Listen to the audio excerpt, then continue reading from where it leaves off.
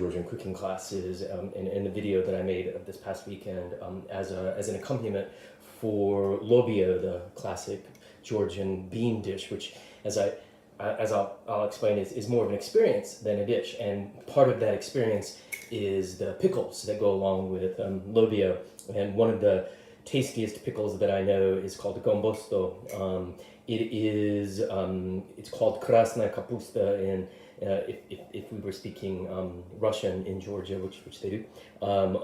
In Georgian, it's called Kombosto, and this is what it looks like when it's this is what it looks like when it's done.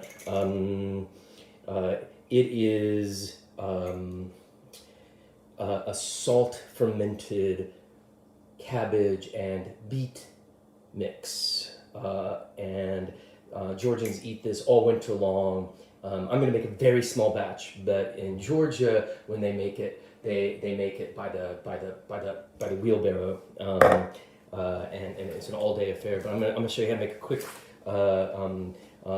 version of this dish. Here we go. Ready? You'll love these round things. So you need. Let's see. Turn this thing around. Here we go. So you see, there's my Kombosto. I have a cutting board, a chef's knife, some bay leaves, mixed peppers. This is really what makes it a Georgian dish, is the subtle heat. These are mostly sweet peppers. I just happen to know that this long Italian one is quite spicy, and that's a jalapeno pepper. Georgian food is considered by Russians, by a lot of people, by the Georgians as well, as being very, very spicy. In America, we're used to Thai cuisine and Mexican cuisine, and so our tolerance for spicy food is a lot higher than you'll find in any place in Europe. And so I would describe Georgian food as a little spicy for American tastes. So we got some peppers here, mostly sweet. I'm not gonna put those all in there. A beet, which I need to peel.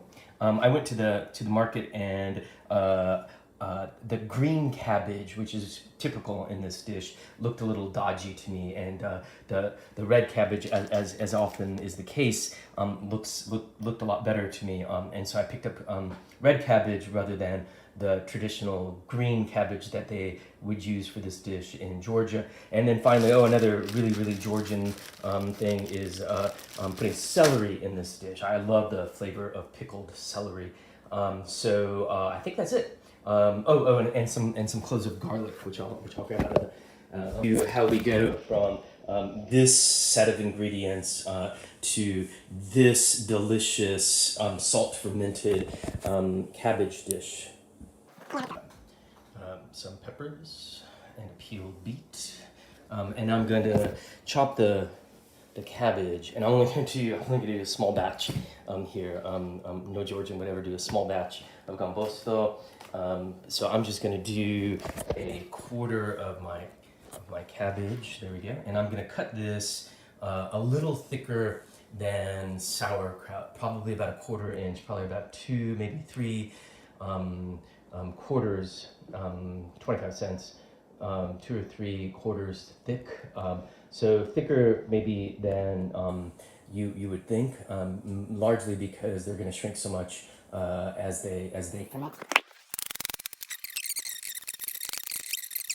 There's my cabbage all in a bowl, and now I'm going to do my beet, and I'm going to put the beet in raw. You can cook the beet if you want, but personally, I prefer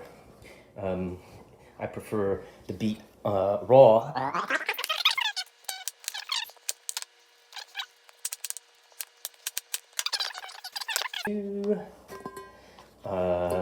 And now I'm gonna add in some garlic. I'm not even gonna bother to take it out of its papery skin. I love the flavor of pickled garlic.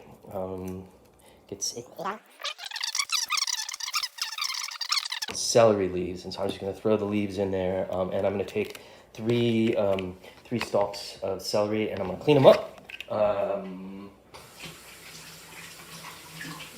Wash them.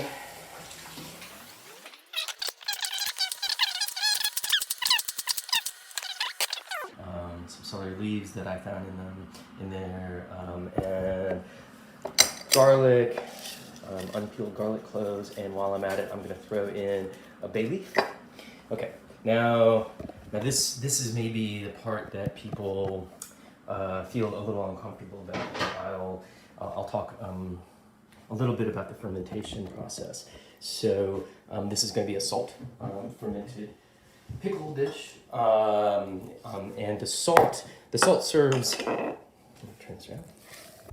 So the salt that I'm going to add to my raw ingredients, I'm going to use kosher salt. It's coarse.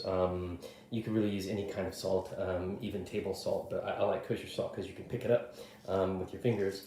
And the question is always how much salt? Well, we're gonna let this sit for a while. We're gonna pack it into our jar and let it sit at room temperature for a few days. And all good food needs to be constantly tasted. Really, that's what makes good food good. Is a cook.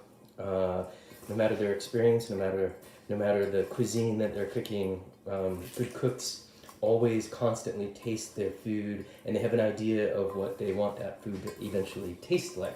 And so I've added about 3 teaspoons to this, and so we have this it looks like about a 10 cup.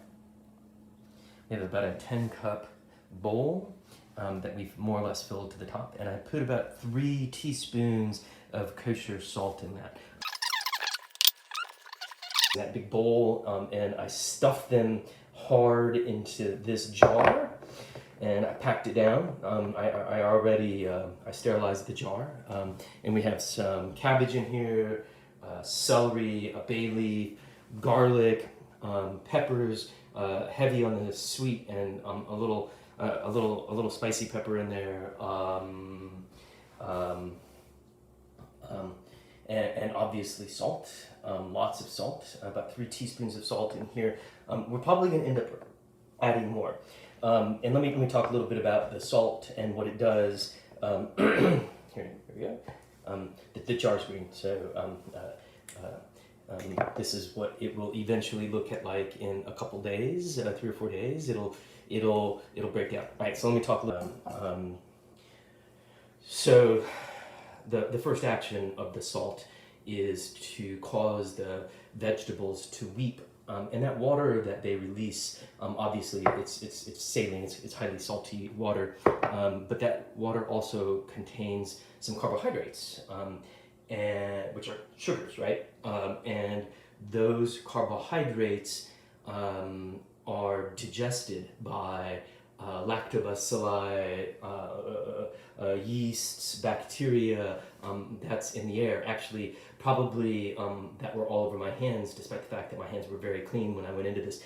Human beings, we're inhabited by millions of yeasts and bacteria, and our skin is always covered by them. It's what keeps us healthy, the human biome. So in this jar is a little bit of me and lots of Florida air, and I'm a big fan of open fermentation, and so I'm gonna use a rubber band and a paper towel, and I'm just gonna put this on my counter.